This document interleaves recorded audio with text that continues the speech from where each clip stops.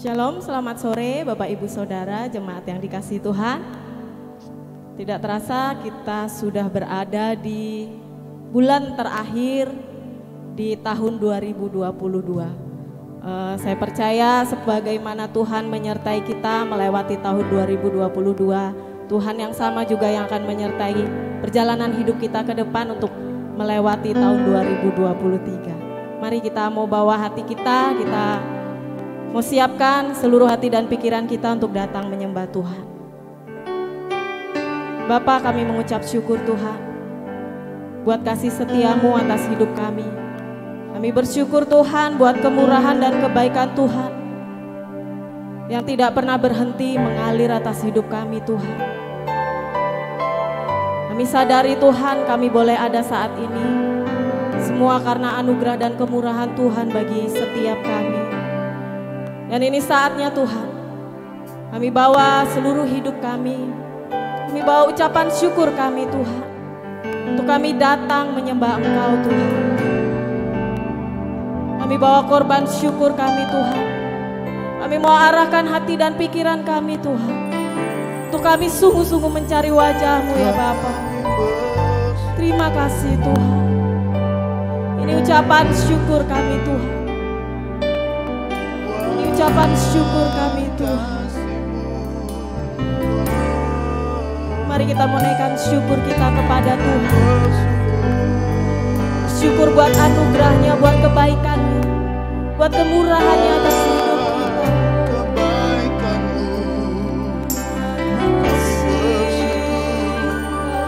Kau baik. Kami tinggikan kasih setianya. Kami bersyukur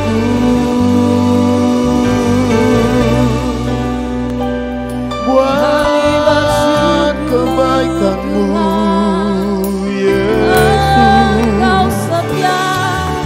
Layaklah Kau mohon pujian kami Tuhan.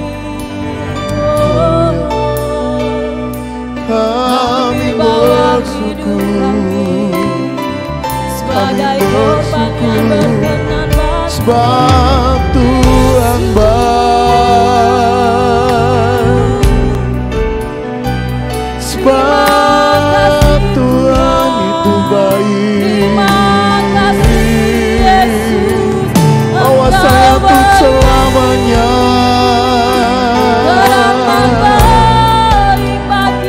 Kasih setianya kami bersyukur, kami bersyukur sebab Tuhan baik, sebab Tuhan baik. Awas saya untuk selamanya. Kasih setianya layaklah Kau Tuhan. Terima setiap pujian kami. segala sembah bagimu. Kau yang layak diadukan. Haleluya. Raja di atas segala raja. Nama di atas segala nama. Hosana bagimu. Hosana. Layaklah Kau Tuhan. Kau layak Tuhan. Kau layak. Kami bersyukur.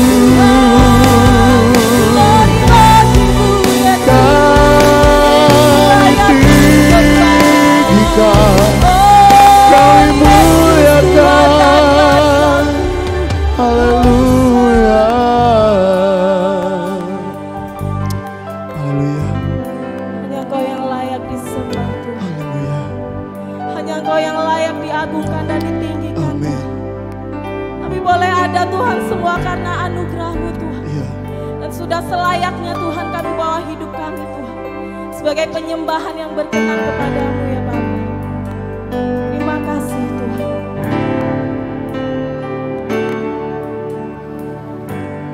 Ku hidup karena anugerah-Mu. Ku hidup karena kasih-Mu. Kaulah sumber kehidupanku. Kami ada untuk menyembah-Mu. Ku hidup untuk menyembah-Mu. Amin. Ku hidup untuk menyenangkan-Mu. Kaulah pusat penyembahanku.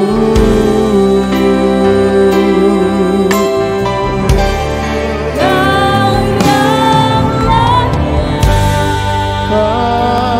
yang layak, Kau yang layak.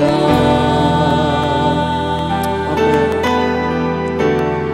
Kau layak disembah di dalam roh dan kebenaran. Kau yang layak Tuhan. Kau yang layak, Kau yang layak,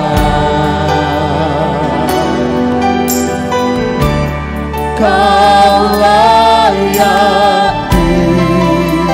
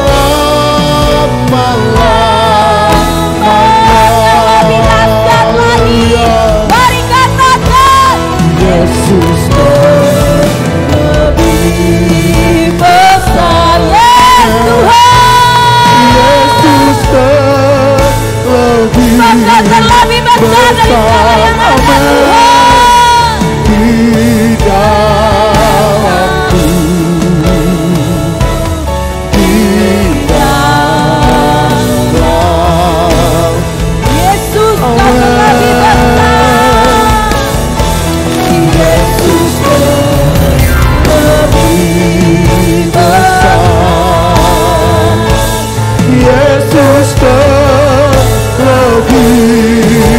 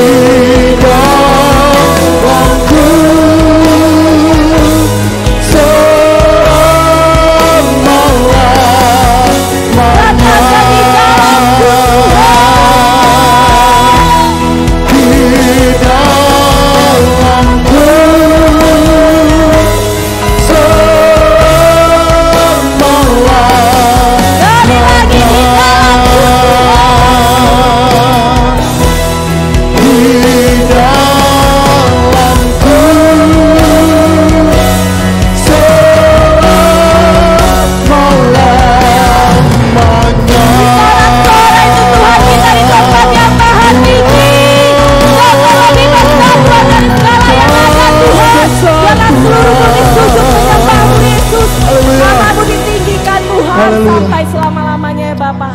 Lebih lagi Tuhan kami mau bersorak-sorai bagi nama-Mu sore hari ini. Mari jemaat kita yang siap memberi yang terbaik, sama-sama kita mau katakan. Saya mau lihat berapa banyak jemaat yang bersuka cita sore hari ini. Lambaikan tanganmu, kasih senyum samping kiri kanannya, kasih 2 jempol, katakan Tuhan Yesus kita baik. Amin. Dia yang sudah lahir dalam kehidupan kita, memulihkan kita, memberikan yang terbaik untuk kita. Haleluya.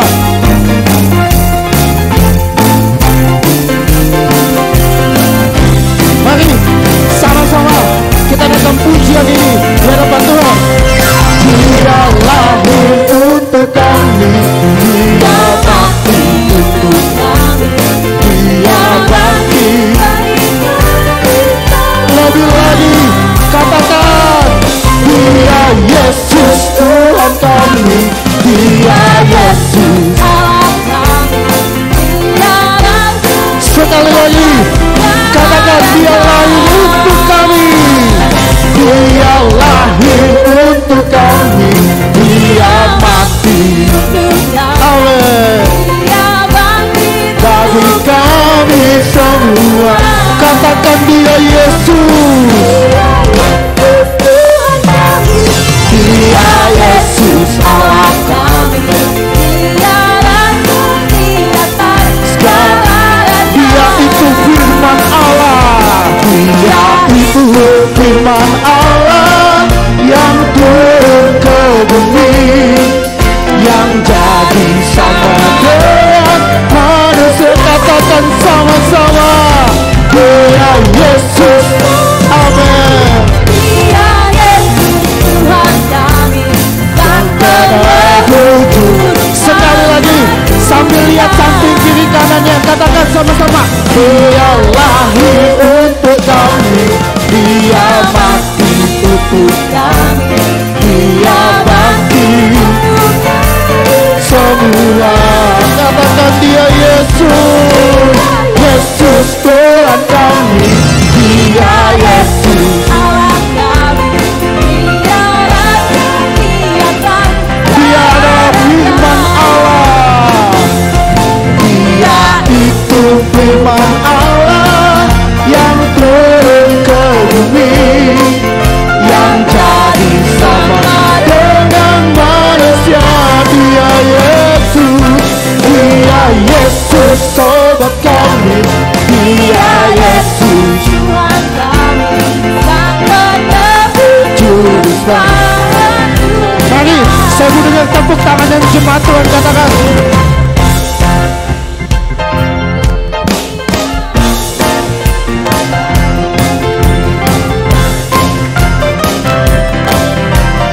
kita nyanyikan pujian ini sekali lagi, katakan, Dia lahir, Dia mati untuk kami, Dia bangkit,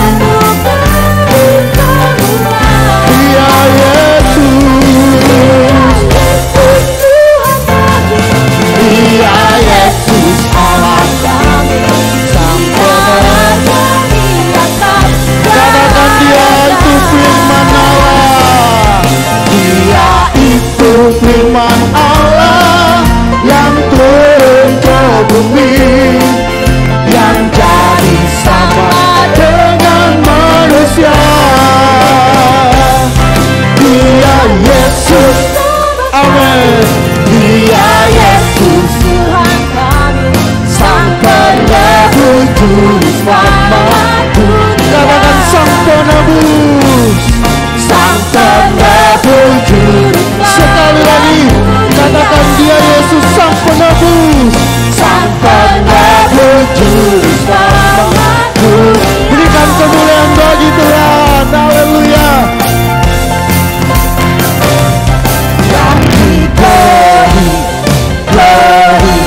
Glory bagi Sang Raja. Oh nyanyi glory, glory, glory bagi Sang Raja, nyanyi glory, glory, glory bagi Sang Raja.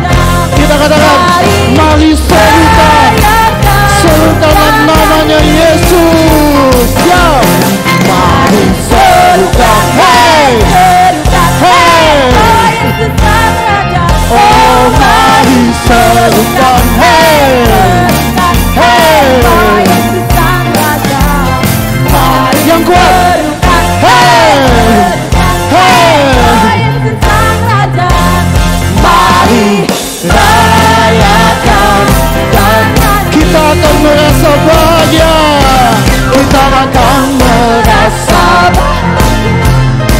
kita akan merasa sukacita bila kita semua nyanyi glory, glory, glory bagi Sang Raja. Amin. Glory bagi Sang Raja. Nyanyi glory, glory, glory bagi Sang Raja. Mari katakan, mari serukan nama Yesus. Mari serukan, hey, hey, bahwa Yesus Raja. Oh, mari serukan, hey, hey, bahwa Yesus Raja. Mari serukan, hey, serukan, hey, bahwa Yesus Raja.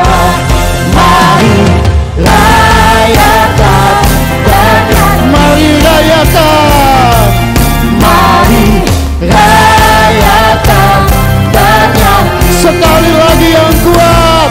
Mari rayakan dan nyanyi, berikan kemuliaan bagi Tuhan. Haleluya, silakan duduk kembali, cuma dikasih oleh Tuhan.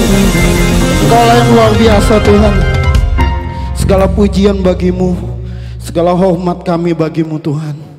Tidak ada nama lain, tidak ada Tuhan lain selain Engkau Yesus. Terima kasih Tuhan. Terima kasih, Kau setia Tuhan. Bahkan sampai mati pun Kau tetap setia Tuhan. Engkau yang telah datang menebus kami. Siapa kami ini Tuhan? Sampai Engkau rela memberikan nyawamu. Engkau dicaci, Engkau dimaki, Engkau diludahi, Engkau disiksa, bahkan disalibkan, Engkau ditujam. Cuma untuk kami Tuhan. Betapa berharganya kami di hadapan-Mu Tuhan. Karena kami tahu Tuhan, sampai mati pun Engkau tetap setia. Sampai mati pun Engkau tetap setia Tuhan. Terima kasih Tuhan. Terima kasih.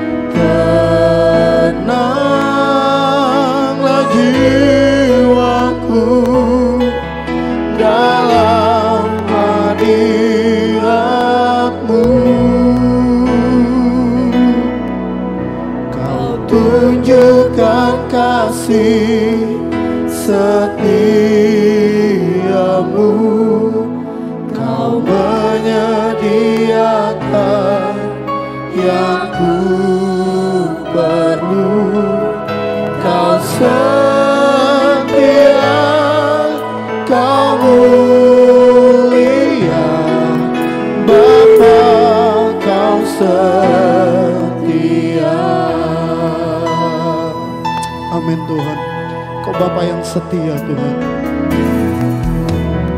Bapa, Kau setia, Kau setia. Bapa, Kau mulia. Terima kasih bagi jiwaku aman bersamamu.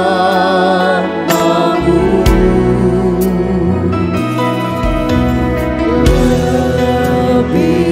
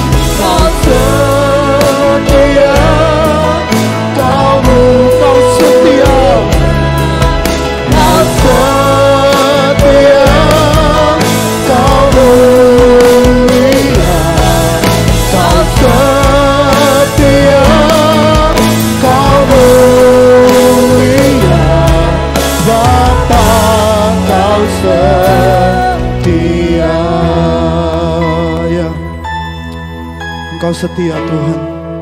Engkau Bapa yang menyediakan tempat bagi kami. Engkau Bapa yang menyediakan keperluan kami. Engkau Bapa yang menyediakan kebutuhan kami Tuhan. Kami menikmati firman-Mu Tuhan. Berfirmanlah lewat hamba-Mu, biarlah suara hati-Mu dapat memberikan yang terbaik dalam kehidupan kami. Suara hati-Mu itu yang meneguhkan kami Tuhan. Berkati hamba-Mu yang menyampaikan isi hati-Mu, berfirman-Lah Tuhan. Hanya di dalam dan demi nama Yesus Kristus kami siap mendengarkan firman Tuhan. Haleluya. Amin.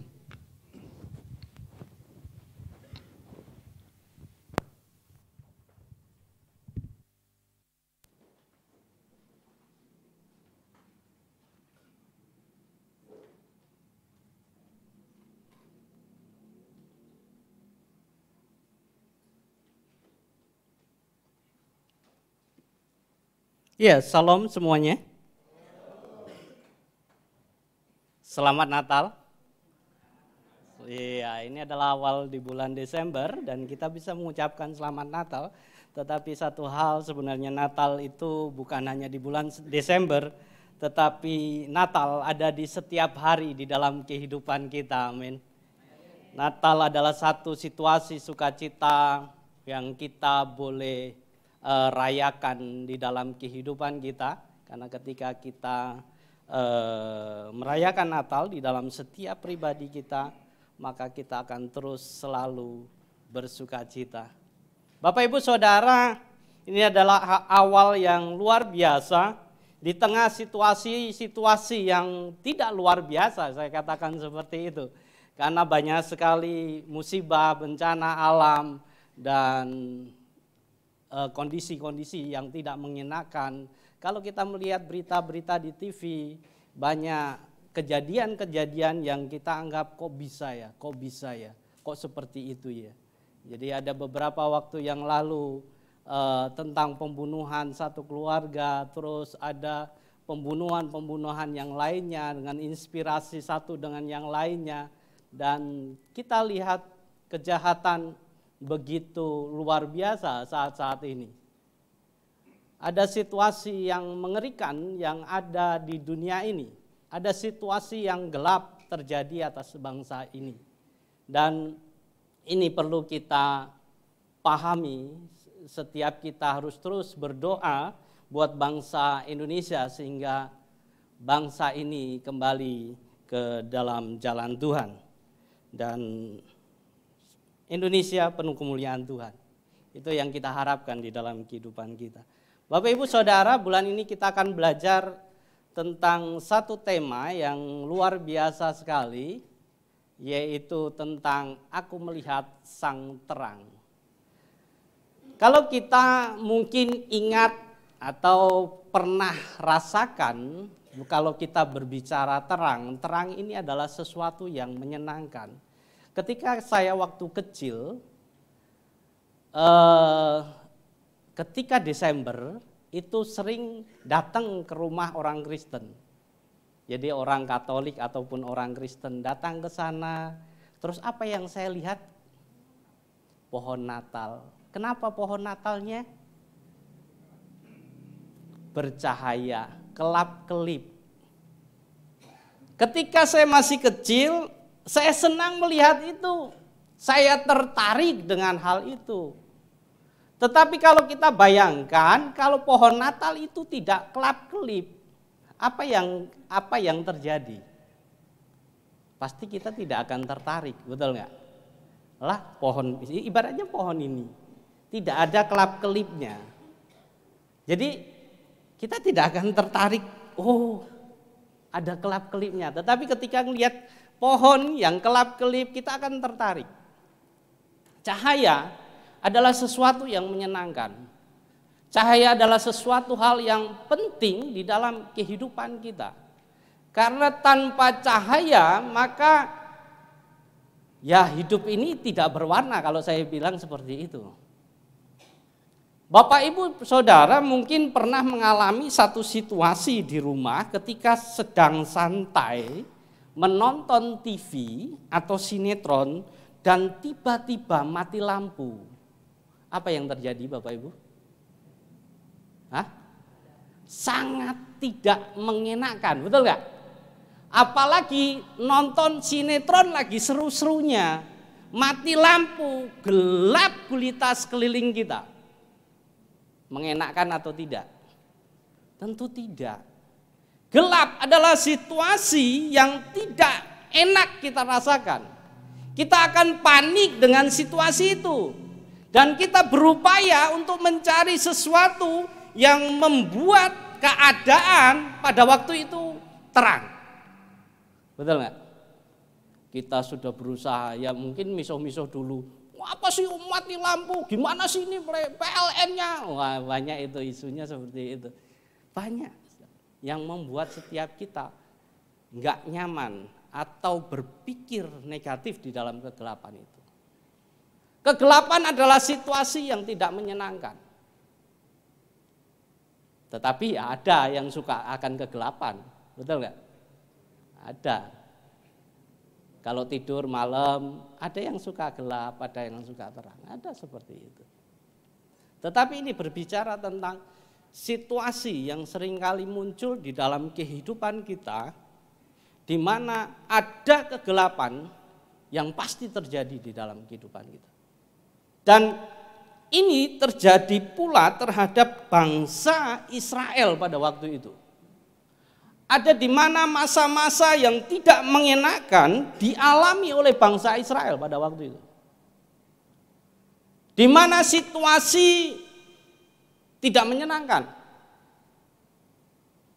Kalau kita lihat di dalam Yesaya, Bapak Ibu Saudara, di Yesaya 9 ayat yang kedua dan ketiga. Tapi sebelumnya, kalau kita lihat latar belakang kenapa Yesaya ditulis, bangsa Israel pada waktu itu mengalami satu kemerosotan yang luar biasa. Kemerosotan tentang moral mereka. Dan ini adalah sisi gelap yang dialami oleh bangsa Israel itu. Kemerosotan moral, kehidupan yang bejat yang dilakukan oleh bangsa Israel. Jadi kalau kita baca, kenapa Yesaya muncul? Kenapa Yesaya dikirim oleh Tuhan? Seperti itu.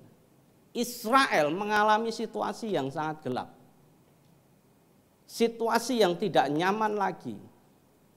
Dan Allah di situ melihat bagaimana bangsanya tidak lagi hidup di dalam terang. Israel tidak mengalami satu situasi yang menyenangkan, di mana di situ ada ketidakadilan, tidak ada lagi kekuasaan yang membuat Israel mengalami hadirat Tuhan, kurang lebih seperti itu. Itu yang terjadi terhadap bangsa Israel. Makanya Yesaya dipanggil.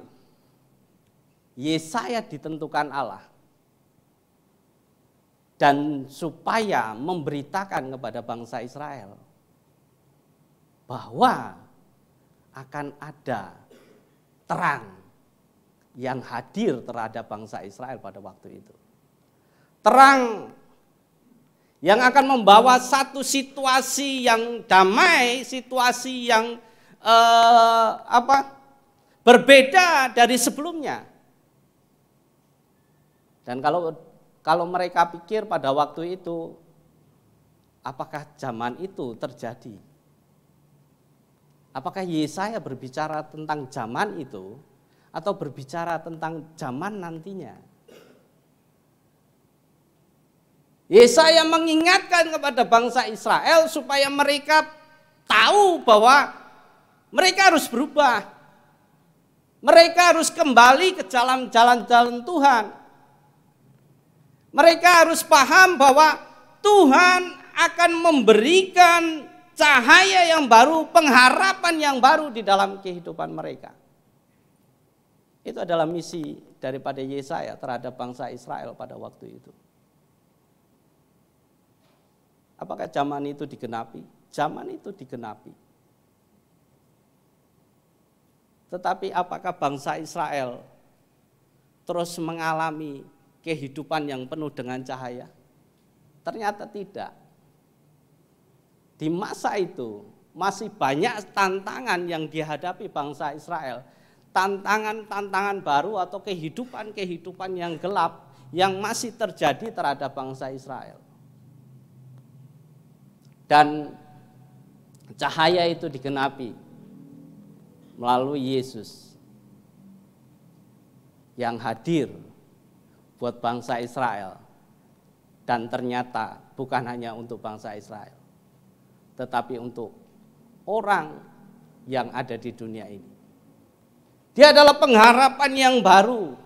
Kalau mungkin saat ini kita lihat situasi yang terjadi terhadap bangsa, terhadap dunia yang ada, begitu kelamnya, begitu tidak mengenakannya, begitu banyak kejahatan-kejahatan, baik di dalam moral dan perbuatan-perbuatan yang lainnya. Dan dunia sedang mengalami situasi yang gelap. Dan Yesus adalah pengharapan itu. Yesus adalah terang buat kita semua. Dan di dalam Yesaya ini kita bisa lihat. Kita buka di dalam Yesaya 9. Apa sih akibat daripada terang itu? Di ayat yang pertama, Yesaya 9 ayat yang pertama dikatakan, bangsa yang berjalan di dalam kegelapan telah melihat terang yang besar. Katakan terang yang besar. Mereka yang diam di negeri kekelaman, atasnya terang telah bersinar. Nah, ini yang dikatakan oleh Yesaya pada waktu itu. Di tengah situasi Israel yang penuh dengan kehinaan, kalau saya bilang seperti itu. Karena mereka jatuh bangun di dalam persoalan, banyak persoalan. Moral dan penyembahan berhala terjadi terhadap bangsa Israel. Dan apa akibat daripada terang itu datang terhadap mereka? Di ayat yang kedua, ini adalah dampak di mana hadirnya sang terang itu. Dikatakan di situ, engkau telah menimbulkan banyak sorak-sorai dan sukacita yang besar. Mereka telah bersukacita di hadapanmu seperti sukacita di waktu panen, seperti orang bersorak-sorai di waktu membagi-bagikan jarak. Inilah yang terjadi ketika sang terang itu hadir di dalam kehidupan bangsa Israel. Ada sorak-sorai. Sorak-sorak begitu gembira. Kalau berbicara tentang sorak-sorak berarti adalah situasi yang menyenangkan sekali. Kalau kita hari-hari ini mungkin nonton sepak bola, ya kan, Piala Dunia, dan tim yang kita jagokan memperoleh kemenangan, dan kita akan bersorak-sorai, betul nggak? Sampai lompat-lompat mungkin di kamar, wah menang masuk, itu berarti sorak-sorai. Ada satu kegembiraan yang terjadi, betul nggak bapak-bapak? Seperti itu. Dan sukacita yang besar, bukan sukacita yang kecil. Kalau sukacita yang kecil itu ya mungkin tidak kita rasakan. Maksudnya dalam arti tidak meluap di dalam kehidupan kita.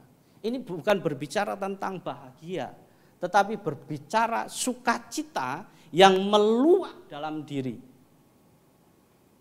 Keluar dari dalam diri kita.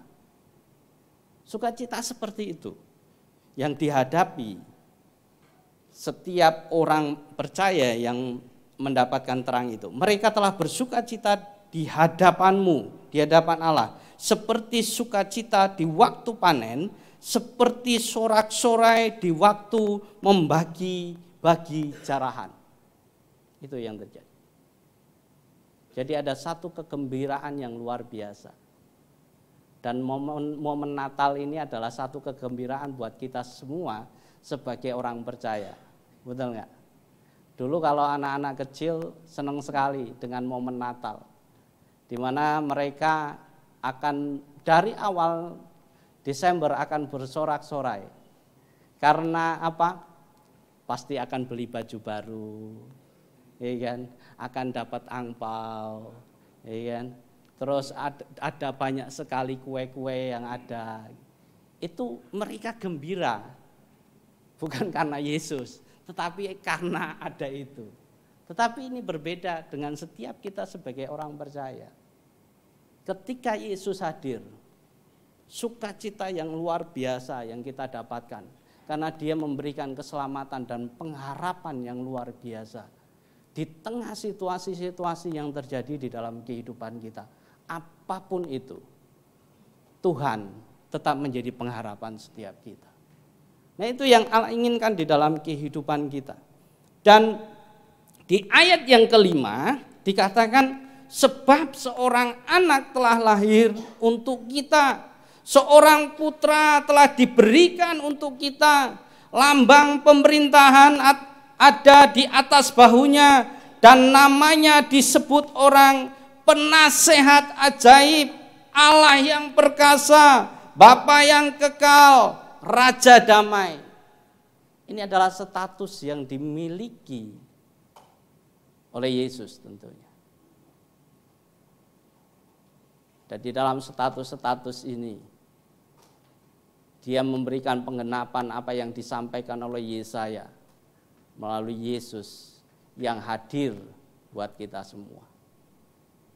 Tetapi Israel atau bangsa Israel memahaminya bahwa Yesus hadir sebagai pemimpin negara, pemimpin bangsanya pada waktu itu. Tetapi Yesus bukan berkata seperti itu atau bukan bermaksud seperti itu. Yesus penasehat ajaib untuk kita semua manusia yang ada di dunia ini.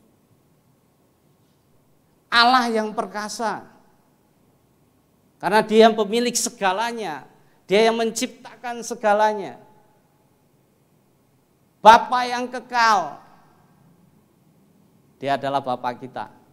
Makanya orang Kristen menyebut Allah juga disebut juga Bapa. Karena kalau kita memanggil Bapa, ini adalah satu ungkapan bahwa kita dekat dengan Dia. Raja damai. Nah, sepanjang bulan ini kita akan memahami tentang ini. Tetapi minggu ini kita akan belajar satu kata, yaitu Bapa yang kekal. Bapa yang kekal menunjukkan bagaimana Yesus Kristus, Allah dalam memperlakukan kita sebagai anak yang dikasihinya. Di mana ia rindu berelasi dengan kita, di mana ia ingin setiap kita dekat dengan dirinya. Nah, itu adalah harapannya. Bapa di dalam kehidupan kita. Dan tentunya Bapa yang benar-benar sempurna.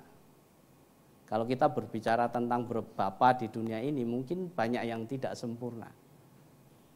Sehingga sudah seharusnya kita memiliki Bapa yang benar di dalam kehidupan kita, yaitu Bapa, yaitu Yesus di dalam kehidupan.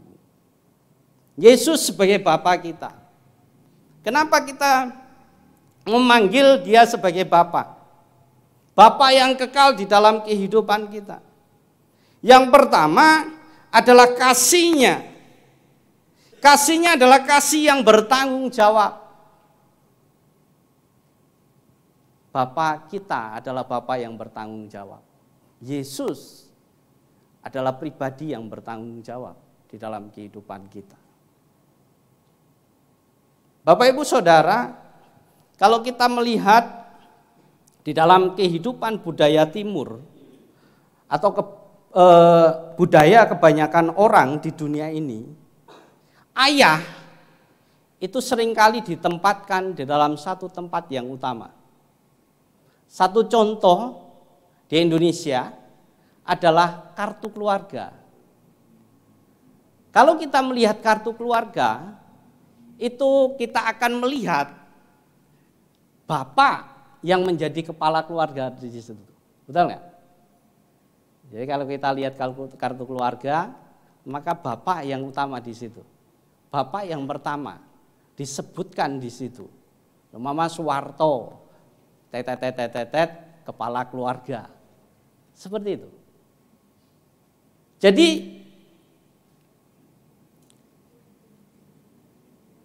kita harus pahami bahwa keberadaan seorang kepala keluarga itu bukan sekedar suatu jabatan.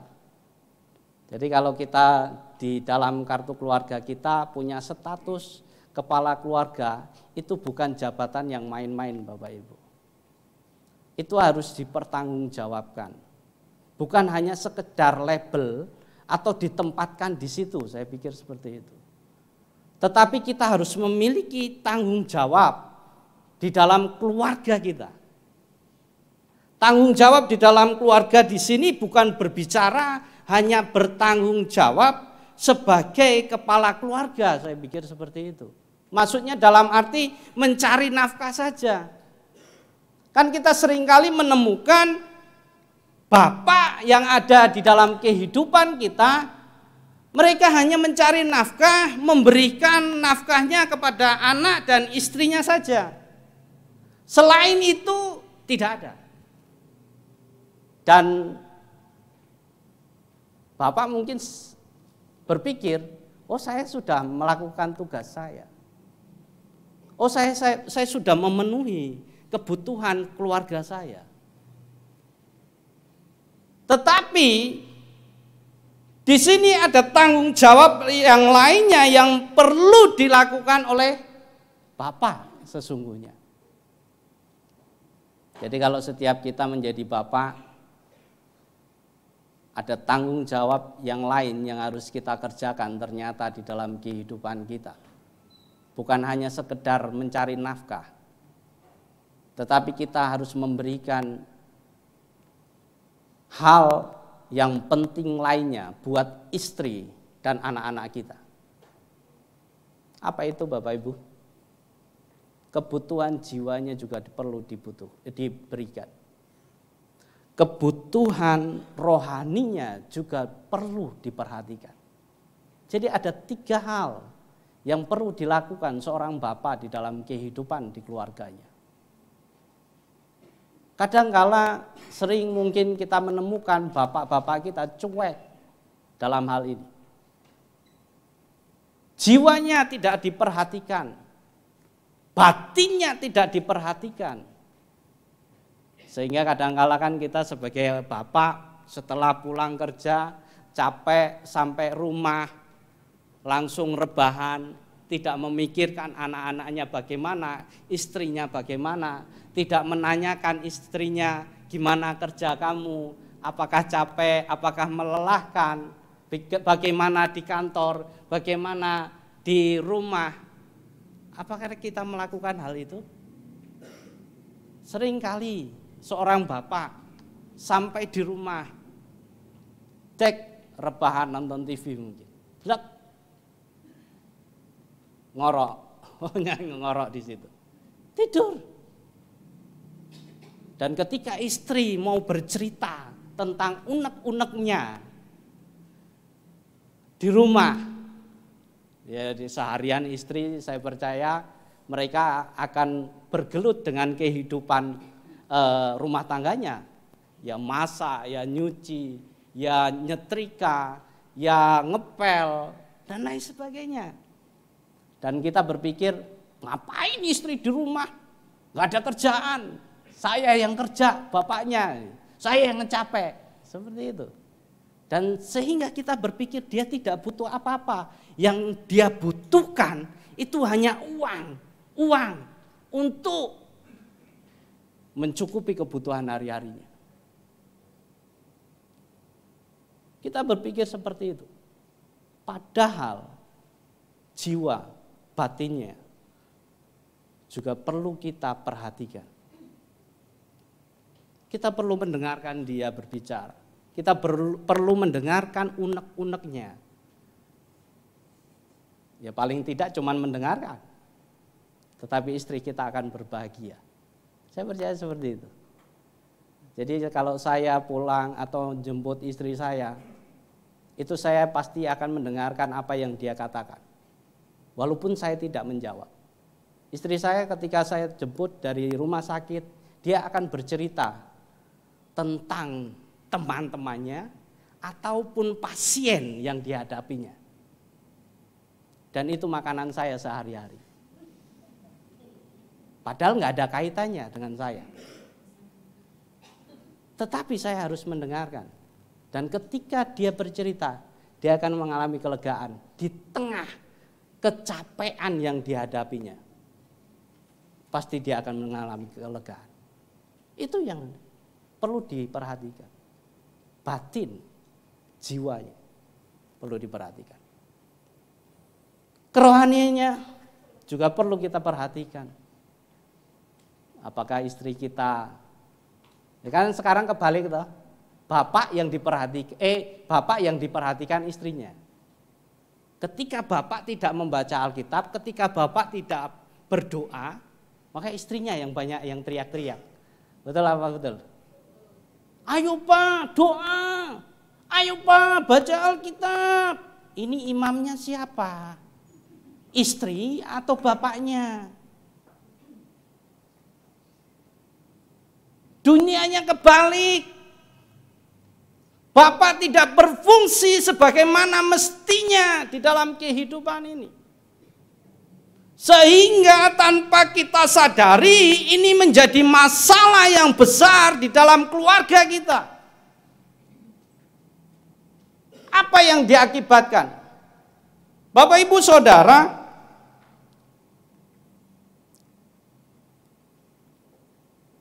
seorang ayah itu adalah penudung, pengayom dan payung bagi keluarganya.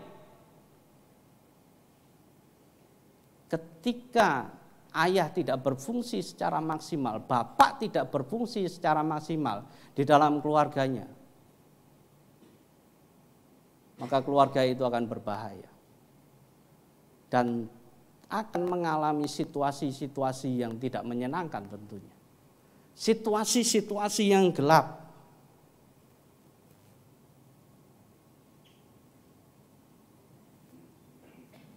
Karena tidak berjalan sesuai dengan fungsinya. Di dalam buku Fatherless Generation terdapat tulisan seperti ini Bapak Ibu. 33% orang muda di Amerika, yang artinya itu adalah sekitar 25 juta anak-anak, hidup tanpa ayah atau mencari figur seorang ayah atau bapak. Jadi generasi muda yang ada di sana itu sedang membutuhkan kasih dan penerimaan dari seorang ayah. Namun mereka tidak mendapatkannya. Itulah yang terjadi. Dan kalau kita mungkin bisa renungkan pada sore hari ini Bapak-bapak, apakah kita sudah berfungsi secara maksimal di dalam kehidupan kita? Dan kalau belum, maka bertobatlah. Mungkin istrinya bisa bilang, Pak, tobat, kerajaan Allah sudah dekat. Itu. Dan apa yang terjadi, dampaknya bagaimana? Donald Miller dalam bukunya yang berjudul Father Fiction ya, itu mengatakan seperti ini. Bahwa 94% narapidana di Amerika adalah orang laki-laki.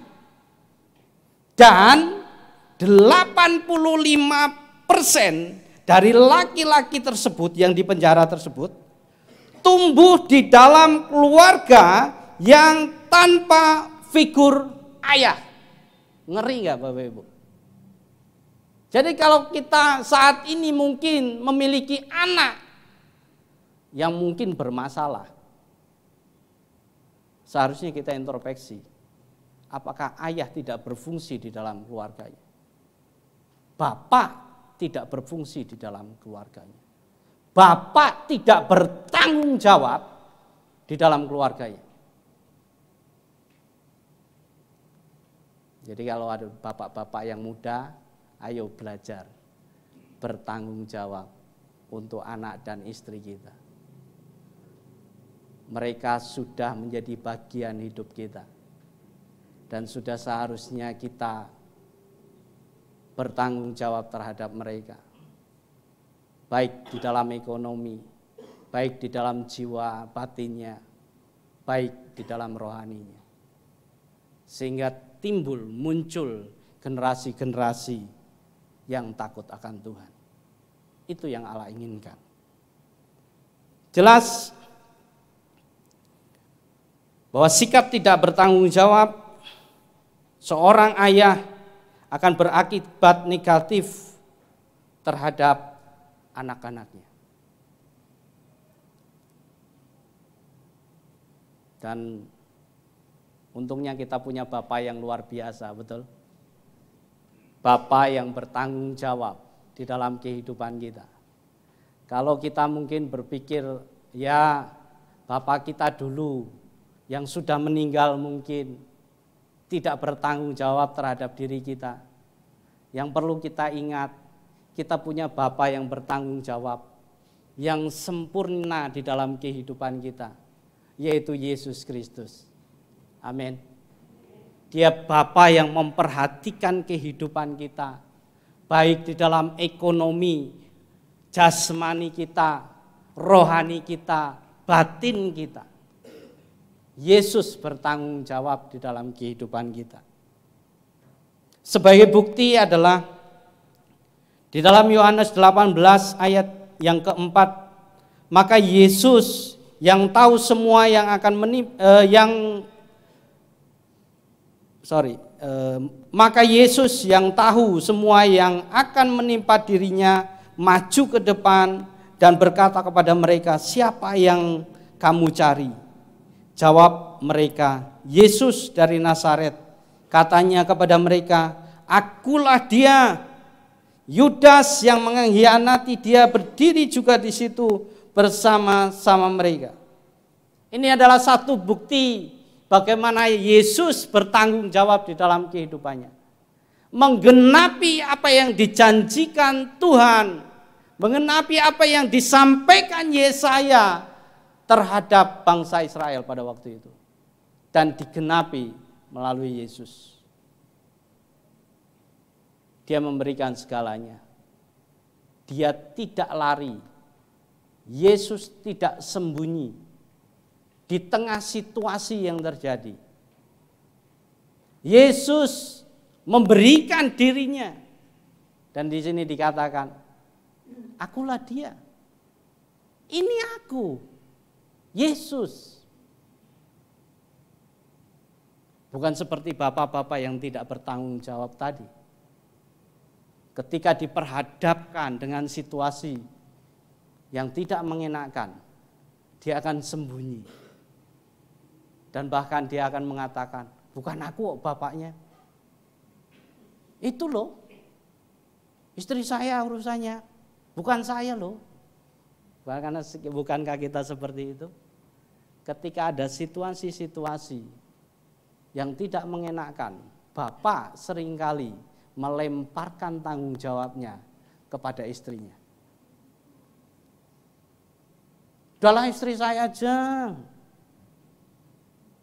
Jangan saya. Kita sembunyi di belakang istri kita. Kita sembunyi di belakang anak-anak kita. Yesus tidak melakukan itu.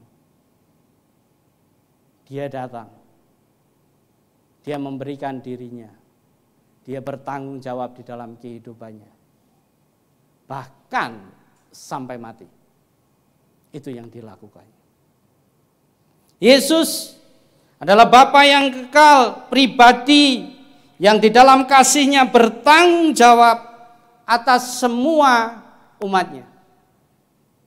Itu yang perlu kita pahami. Kemudian yang kedua, Yesus sebagai Bapa yang kekal karena kasihnya adalah kasih yang rela berkorban.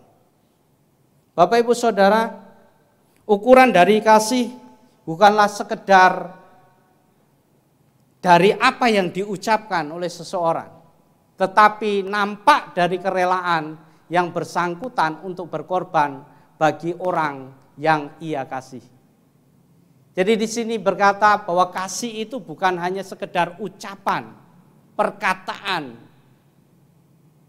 dari bibir manis kita, tetapi kasih yang Allah inginkan di dalam kehidupan setiap kita adalah kasih yang berkorban, yang memberikan dengan segenap hati dan kekuatan, bahkan nyawanya. Itu yang Allah inginkan.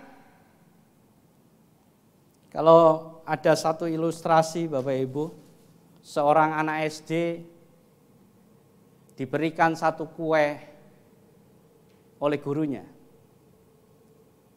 Dan anak itu memiliki keluarga, maksudnya dalam keluarga orang tuanya itu memiliki 7 orang di dalam satu rumah itu. Dan kuenya diberikan kepada dia. Dan gurunya berkata, "Nak, kalau saya berikan kue ini, nanti dibagi rata, jadi berapa?" Kalau satu kue bulat dibagi 7, hasilnya Bapak Ibu berapa Bapak Ibu? Hah? 1/7, benar kan? Jadi 1 dibagi 7, jadi 1/7. Ya, iya betul ya. Jadinya 1/7 ya.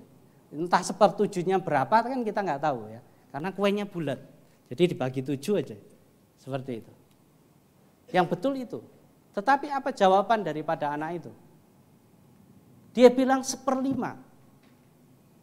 Gurunya nanya lagi, "Loh kok 1/5? Coba dihitung dengan baik." Murid itu tetap berkata 1/5. Dan kemudian ditanya gurunya, "Kenapa jadi 1/5? Ternyata bapak dan ibunya memberikan kue itu kepada anak-anaknya, yang 5 anak itu. Ini adalah kasih, rela berkorban yang dilakukan keluarga atau bapak ibu. Dan ada kalanya kan ibu atau bapak ketika di rumah sedang mengalami satu keterbatasan dan pada waktu itu mungkin diberikan berkat dan anak mungkin banyak, kurang lebih seperti itu kan. Ah udahlah, kasih anak semua, saya nggak makan nggak apa-apa. Ini adalah kerelaan, rela berkorban untuk anak-anaknya. Nah demikian juga kasih yang diberikan Allah kepada setiap kita. Kasih yang rela berkorban dan mau mengesampingkan kepentingannya sendiri demi anak-anak yang dikasihinya. Kita adalah anak-anak yang dikasihi Tuhan Bapak Ibu. Tuhan tidak mengesampingkan apa yang menjadi tanggung jawabnya. Yesus tidak mengesampingkan apa yang menjadi tanggung jawabnya. Walaupun itu bisa dilakukannya. Kita tahu bangsa Israel berpikir dia adalah pemimpin bangsa Israel nantinya. Karena itu yang dikatakannya. Dan mereka mengeluh-keluhkan Yesus supaya dia menjadi raja di Israel. Dan kalau dia berpikir bahwa, oh ini kesempatan saya untuk menjadi raja, bisa saja. Dia tidak mau disalibkan. Dia mau menikmati kehidupan yang ada di dunia ini. Dia menikmati kedudukan yang ada di dunia ini. Bisa. Tetapi dia tidak mau melakukan hal itu. Dia tahu ada tujuan yang luar biasa, yang lebih mulia, yang harus dia lakukan di dalam kehidupannya. Dan itu harus digenapi di dalam kehidupan kita. Semata-mata untuk setiap kita sebagai anak-anaknya. Anak-anak yang penuh dengan dosa, anak-anak yang penuh dengan masalah yang terjadi di dalam kehidupan kita. Dia memberikan dirinya, mengambil keputusan untuk rela berkorban di dalam kehidupan kita.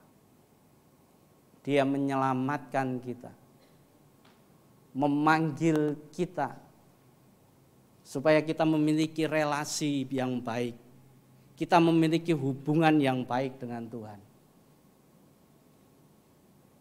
Dia tidak memikirkan dirinya sendiri. Dia bertanggung jawab dan rela berkorban. Itulah kasih yang ada di dalam Yesus Kristus. Bagaimana dia menjadi gembala yang baik di dalam kehidupan kita. Seperti apa yang dikatakan di dalam Yohanes 10 ayat yang ke-11.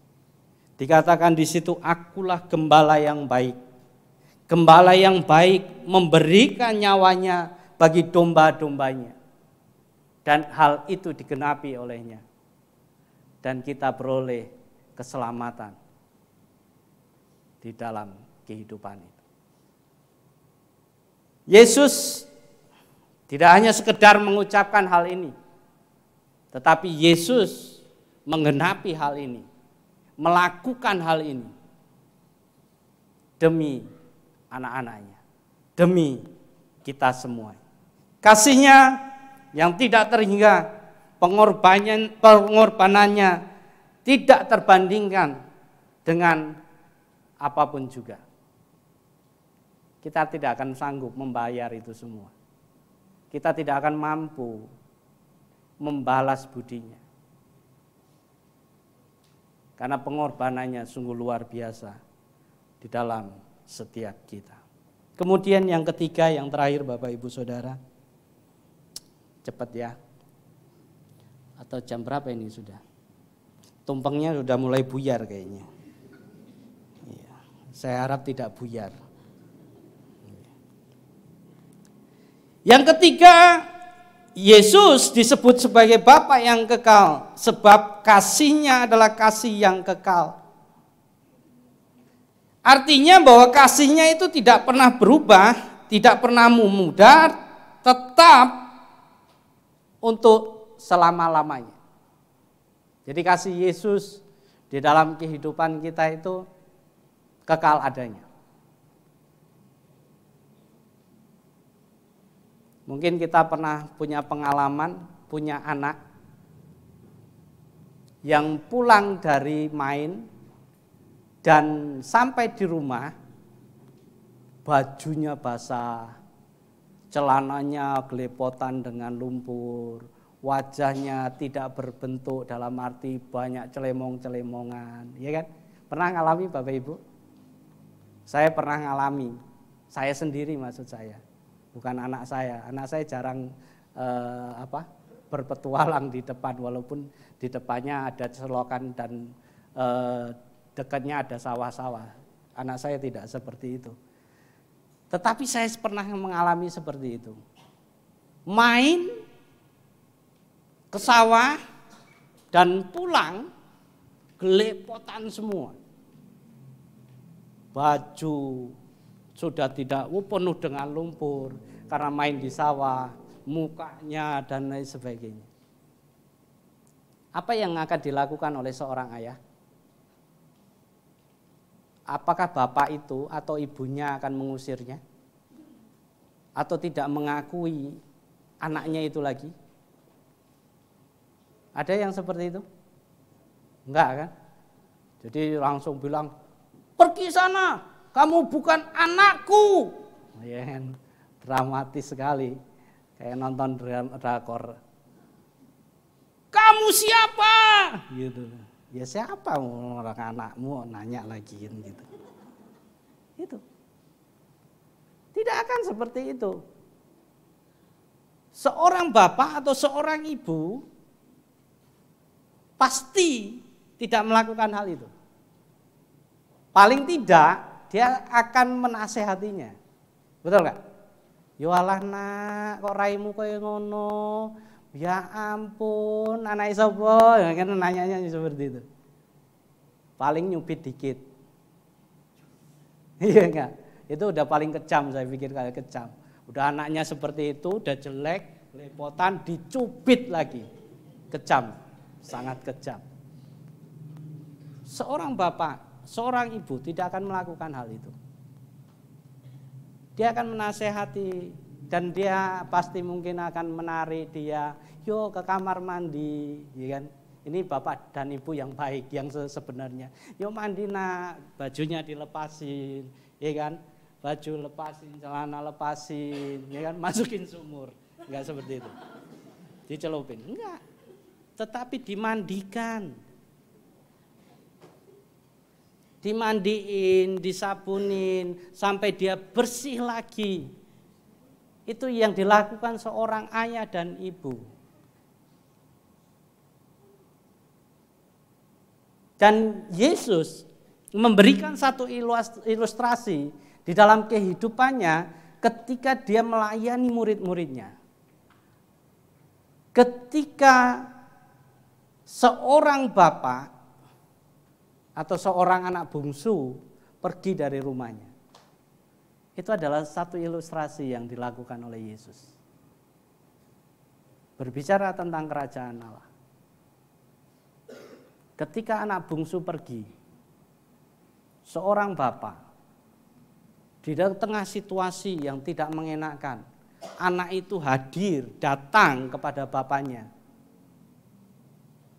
Dengan pakaian, dengan bau yang tidak mengenakan karena dia habis bercengkrama dengan babi. Karena makan makanan babi kan. Baunya enggak enak. Betul enggak Kotana? Baunya enggak enak ya. Kotana tahu, paham itu. Enggak enak bau babi. Apalagi kotorannya. Kalau cuannya enak. Gitu. Itu yang terjadi. Situasi yang dialami oleh anaknya. Dan apa yang dilakukan bapaknya? Dia menerima dengan lapang dada.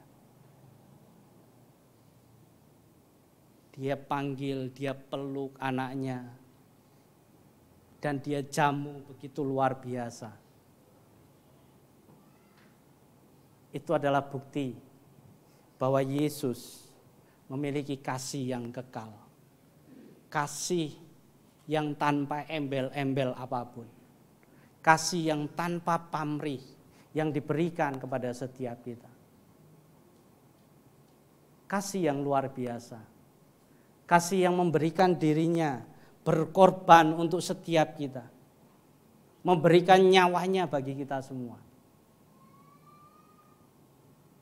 Dan kasih itu tidak ada seperti apa yang ada di dunia ini. Karena kasih Tuhan melebihi segalanya di dalam kehidupan kita. Kalau kita mungkin berpikir saat ini, saya enggak ada yang mengasihi, saya dicueki, saya didiamkan. Itu adalah pikiran yang salah Bapak Ibu. Tuhan mengasihi kita, benar-benar mengasihi setiap kita. Yesus telah mengorbankan, Dia Allah yang luar biasa di dalam kehidupan kita. Kasih-Nya tidak terbatas.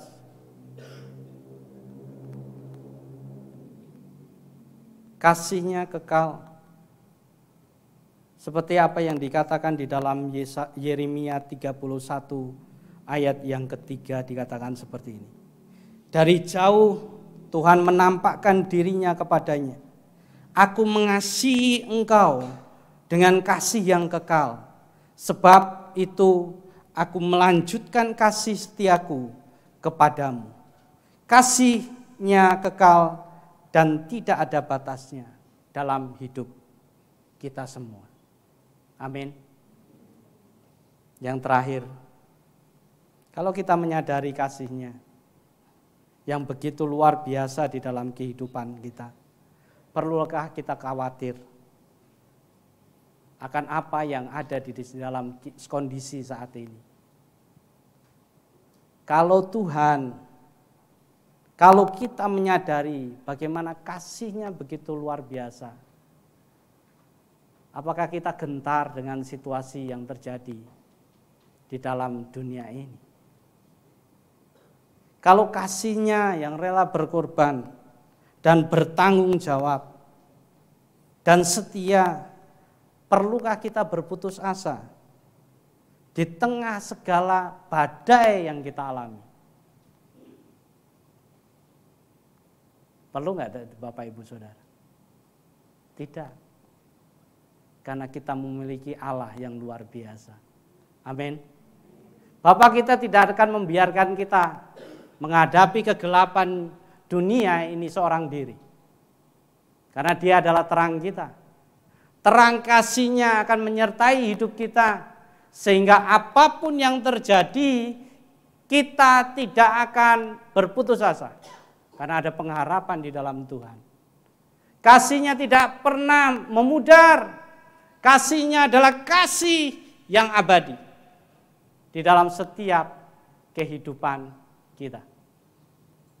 Dan ketika kita percaya kepadanya, itu akan tergenapi di dalam kehidupan kita. Amin. Kita berdoa.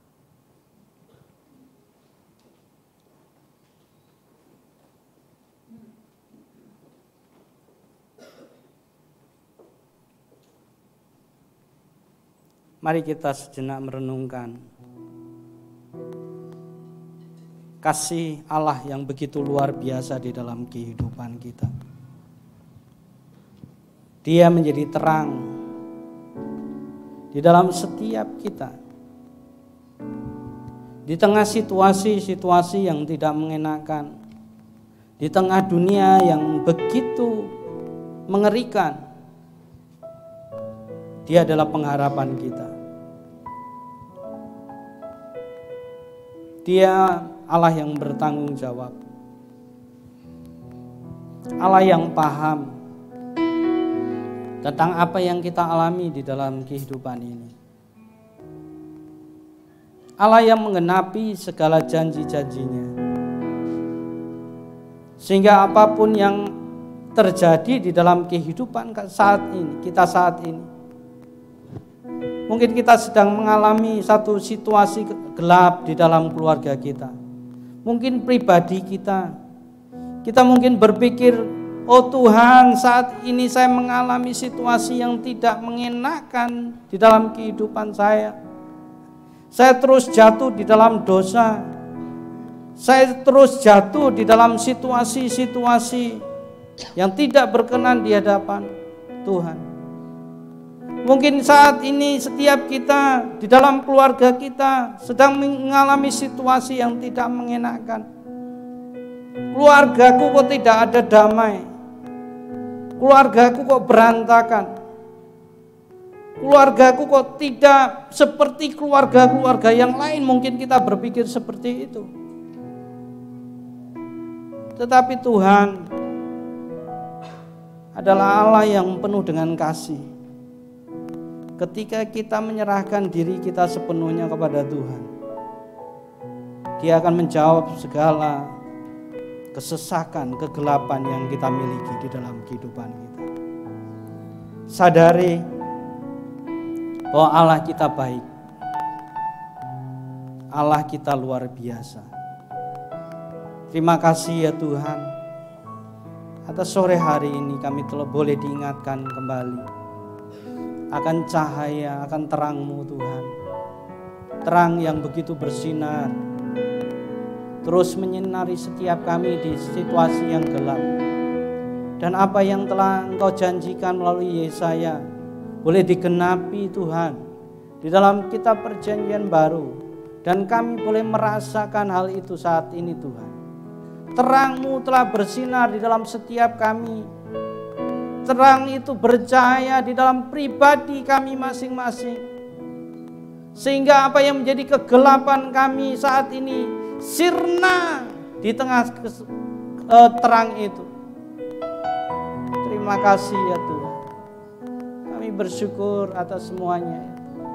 Terima kasih atas apa yang Kau berikan ya Bapa.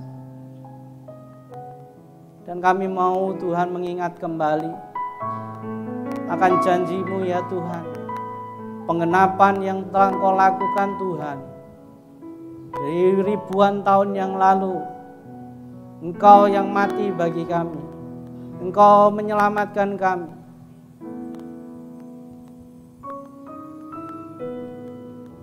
Layakkan kami Tuhan. Dan ampuni kami Tuhan. Di dalam segala kesalahan dosa kami. Sehingga sore malam hari ini Tuhan, kami boleh menikmati, kami boleh mengingat kembali akan pengorbanan-Mu melalui perjamuan kudus yang akan kami lakukan. Terima kasih ya Bapa.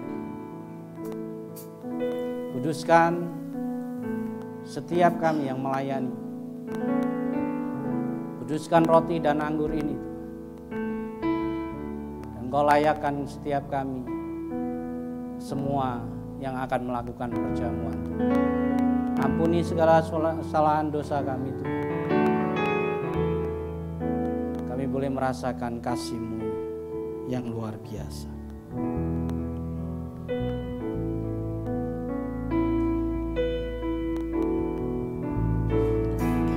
Ada tempat yang mulia, anugerah-Mu tercurah, Kau berikan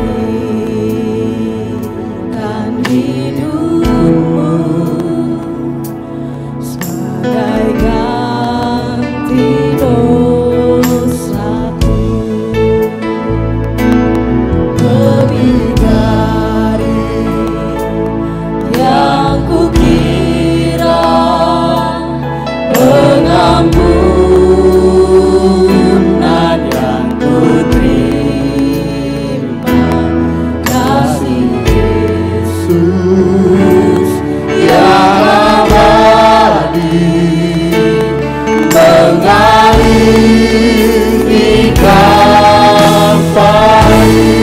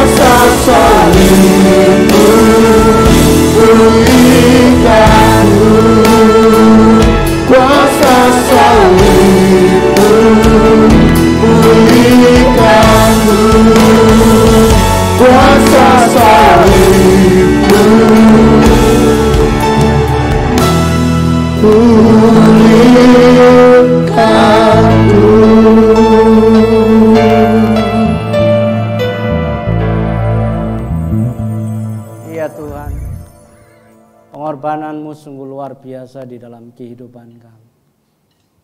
Engkau memberikan segalanya seutuhnya Tuhan. Tidak separuh-separuh, tidak setengah Tuhan. Tetapi seutuhnya Engkau berikan segalanya buat kami Tuhan. Pengorbanan-Mu sungguh luar biasa. Dan sore hari ini kami boleh mengingat kembali akan apa yang Engkau lakukan bagi kami semua. Di tengah kehinaan dosa yang kami lakukan Tuhan, Engkau tetap ya Tuhan peduli dengan kami ya Tuhan.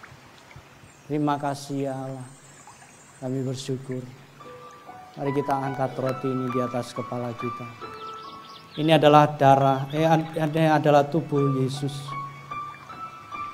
yang hancur untuk menebus segala dosa-dosa yang kita lakukan. Dia memberikan segalanya bagi kita. Dia memberikan tubuh ini sebagai bukti kasih dan pengorbanan yang luar biasa dia lakukan. Di tengah segala kehinaan yang dia hadapi, cacian, siksaan yang dia hadapi, itu semua buat menebus segala dosa-dosa kita. Terima kasih ya Tuhan. Sebab apa yang telah kuteruskan kepadamu telah aku terima dari Tuhan, yaitu bahwa Tuhan Yesus pada malam waktu ia diserahkan mengambil roti, dan sesudah itu ia mengucap syukur atasnya. Ia memecah-mecahkan dan berkata, inilah tubuhku yang diserahkan bagi kamu. Perbuatlah ini menjadi peringatan akan aku. Mari kita makan roti ini di dalam nama Tuhan Yesus.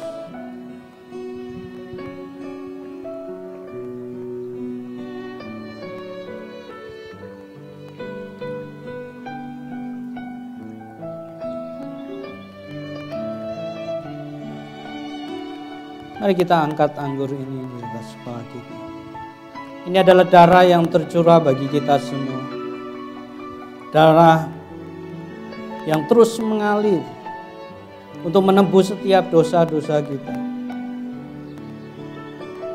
Dia menyelesaikan apa yang menjadi tugasnya. Dia menyelesaikan apa yang menjadi tanggung jawabnya. Semuanya semata-mata untuk setiap kita. Demikian juga ia mengambil cawan sesudah makan, lalu berkata, cawan ini adalah perjanjian baru yang dimateraikan oleh darahku. Perbuatlah ini setiap kali kamu meminumnya, menjadi peringatan akan aku. Sebab setiap kali kamu makan roti ini dan minum cawan ini, kamu memberitakan kematian Tuhan sampai ia datang. Mari kita minum di dalam nama Yesus.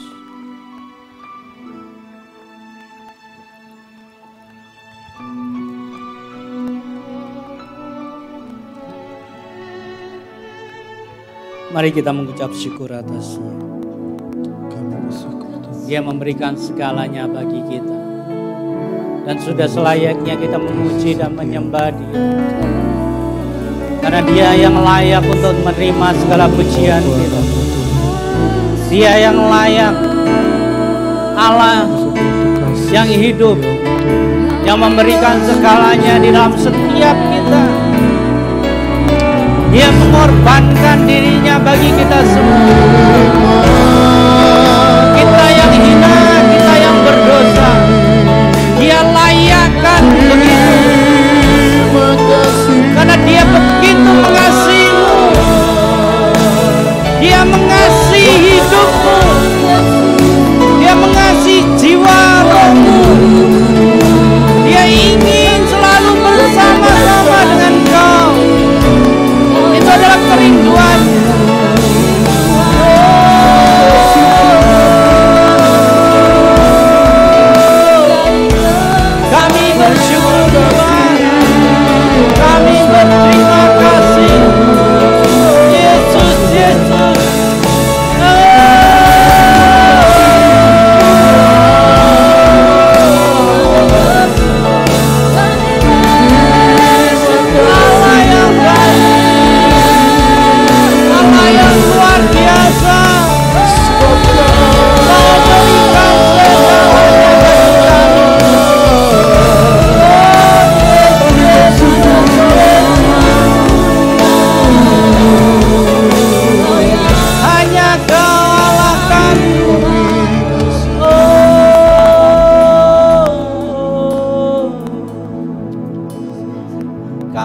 bersyukur Tuhan.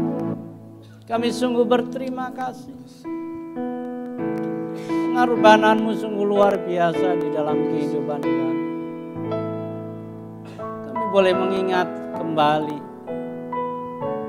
akan apa yang Kau berikan di dalam setiap kami. Kami yang tidak sempurna, kami yang hina ini Tuhan, Engkau pulihkan kembali.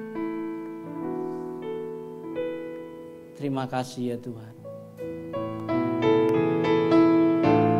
Kami boleh merasakan ya Tuhan kasih-Mu lebih lagi Tuhan di dalam kehidupan kami. Biarkan kami terus ya Tuhan mengingat kembali akan pengorbanan yang Kau berikan di dalam setiap kami. Dan bukan hanya pada titik ini saja Tuhan, tetapi di dalam keseharian kami kembali terus ya Tuhan mengingat Engkau. Engkau luar biasa. Kami sungguh bersyukur atas malam hari ini. Berkati setiap kami dengan kasih-Mu Tuhan. Terus limpahkan kasih karunia-Mu di dalam setiap kami. Sehingga apa yang Kau rancangkan boleh terjadi di dalam kehidupan kami. Terima kasih atas perjamuan ini Tuhan. Biarkan ini semua untuk kemuliaan nama-Mu. Yang percaya katakan amin. Persilahkan duduk Bapak Ibu Saudara. Kita akan menyaksikan beberapa pengumuman sepanjang minggu ini.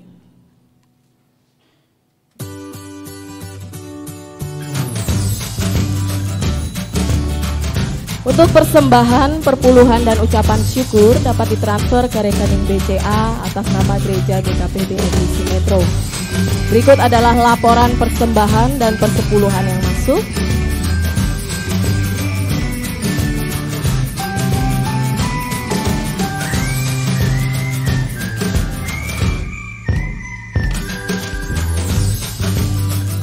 Selamat ulang tahun untuk Bapak Akwet tanggal 5 Desember, Bapak Tane tanggal 9 Desember. Tuhan Yesus memberkati. Mari dukung dan berpartisipasi di dalam serangkaian acara Natal hari ini, Minggu 4 Desember, dan perayaan Natal umum Minggu tanggal 11 Desember, juga baksos yang akan diadakan. Ibadah tanggal 11 Desember diadakan hanya 1 kali jam 5 sore. Mari hadiri JDS ibadah syukur akhir tahun Senin 5 Desember jam 5:30 sore di Aula Taman Palem Indah. Bapak Ibu Saudara, hari ini akan diadakan lomba menghias tumpeng. Jadi bagi seluruh jemaat diharapkan untuk ikut berpartisipasi. Kita akan merayakannya di ruang belakang. Dan bagi Bapak Ibu Saudara yang belum tergabung di dalam pesan, bisa tetap ikut karena gereja menyediakan tumpeng yang belum dihias, begitu ya. Berikut adalah kebutuhan dana Natal sebesar 61 juta rupiah dan sudah terkumpul sebesar 40.820.000 rupiah.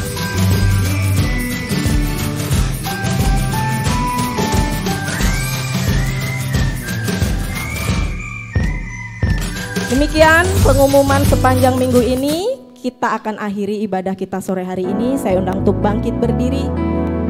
Biarlah segala kemuliaan hanya bagi Tuhan. Segala kemuliaan hanya bagi Tuhan.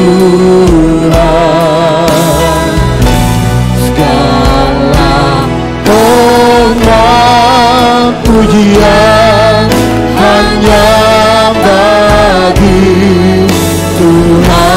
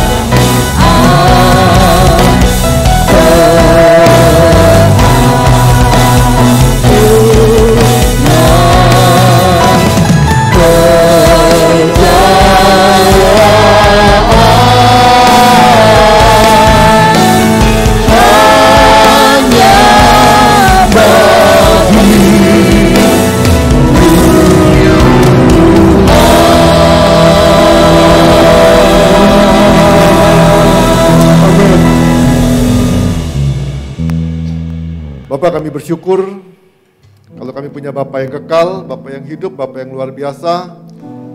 Kami bersyukur Tuhan, kasih-Mu tanpa batas, kasih-Mu tanpa syarat Tuhan. Kau selalu mengasihi kami, Kau selalu menyertai kami. Dan kami berdoa Tuhan, biarlah di momen pra-Natal ini kami boleh merasakan dan kami boleh melihat terang-Mu dalam kehidupan kami. Sehingga sungguh Tuhan, kehidupan-Mu nyata dalam kehidupan kami ya Bapa. Terima kasih Tuhan Yesus. Kami berdoa dan percaya Tuhan, bila kebenaran firman-Mu itu Tuhan, yang menolong kami, yang memerdekakan kami, yang memuaskan kami Tuhan Yesus. Sehingga kami tidak dahaga lagi Tuhan, karena Engkau hidup dalam hidup kami. Terima kasih Bapa buat kebenaran firman-Mu. Kami juga bersyukur Tuhan kalau Kau sudah pimpin kami di hari-hari yang lalu. Kami juga percaya Tuhan Kau akan pimpin kami di hari-hari ke depan Tuhan Yesus. Bila terus Tuhan, kami terus mau melekat kepada Engkau, kami mau terus berharap kepada Engkau Tuhan Yesus. Dan kami percaya Tuhan Yesus, kehidupan kami Tuhan akan semakin mengalami sukacita. Kami akan mengalami sorak-sorai daripada Engkau ya Bapa. Terima kasih Bapa, terima kasih Tuhan. Kami bersyukur Tuhan buat persembahan yang telah diberikan maupun akan diberikan. Kami bersyukur juga Tuhan buat dana Natal yang kami percaya Tuhan Kau pasti cukupkan Tuhan Yesus. Terima kasih Bapa. Kami juga berdoa Tuhan untuk momen Natal di minggu depan Tuhan Yesus.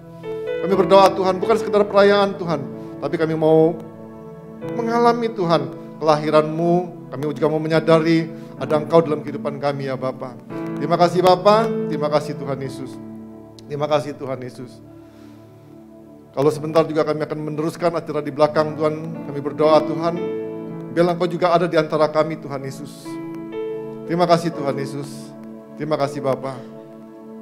Kalau sebentar kami juga mau pulang, kami berdoa dan percaya Tuhan, biar setiap kami boleh pulang dengan berkat yang berkelimpahan dari Allah Bapa, persekutuan yang intim dengan Tuhan Yesus Kristus, serta pertolongan dan penyertaan Roh Kudus yang menyertai kita dari sekarang sampai selama-lamanya.